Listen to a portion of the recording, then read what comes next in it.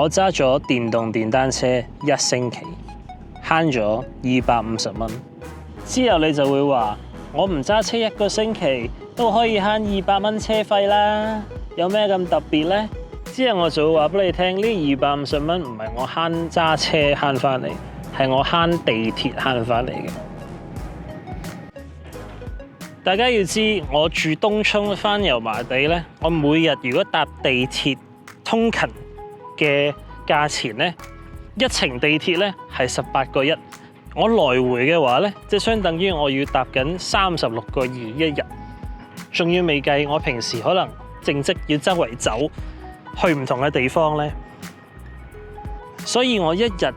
搭地鐵嘅價錢係36個2，我一個禮拜7日都出街嘅話呢，就係大概250蚊度。而至於點解我可以將呢250蚊完全慳咗佢呢？就因為呢，我係揸緊電動電單車，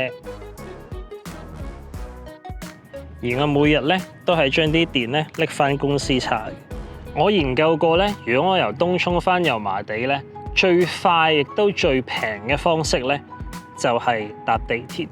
雖然理論上巴士係可以平過18蚊，但係巴士因為有涉及到兜路同埋塞車呢一 part 咧，有機會我要翻到公司咧係耐過我搭地鐵嘅。而呢架電動電單車咧，就幫我將我最慳最抵嘅搭地鐵價錢都慳埋佢。可能你會話，咁咪 Monkey 你賤格，將啲電拎翻公司叉啫。我亦都計過咧，就算我俾翻相應嘅電費公司咧，我揸足1個月通勤來回油麻地同東涌咧，我都淨係俾緊100蚊港幣嘅啫。其實你冇聽錯，我由東涌揸去油麻地呢30公里嘅通勤嘅車費。正常嘅油錢，就算我用125cc 嘅電單車，平極3毫子1公里都要10蚊。我用電動電單車可以完全將佢消失咗。我自己個人咧，發現咗呢個新大陸之後咧，我都覺得有啲不可思議嘅，因為有冇咁大隻蛤乸隨街跳咧？係咪真係可以將我每個月通勤嗰千零蚊搭地鐵嘅價錢都慳埋佢咧？我發覺係得嘅，但係因為我哋剝削緊電動電單車界暫時嘅一個漏洞，先至做到呢樣嘢嘅。而呢個漏洞係咩呢？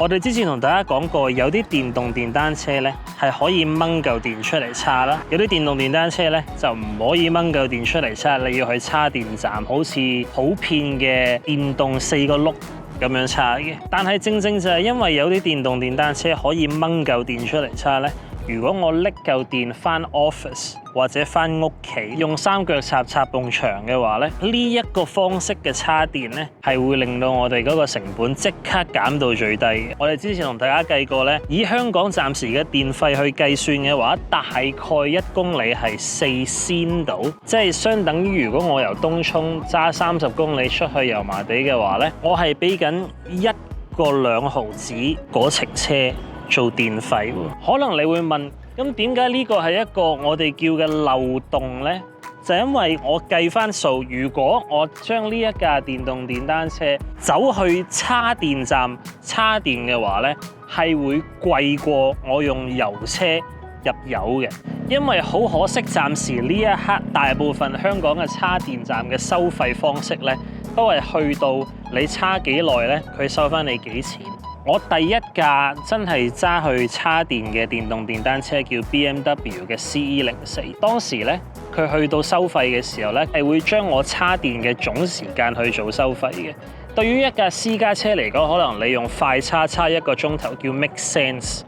但係一架電動電單車，可能你叉1個鐘，你冇快叉功能嘅話，其實係未叉得滿噶嘛，因為佢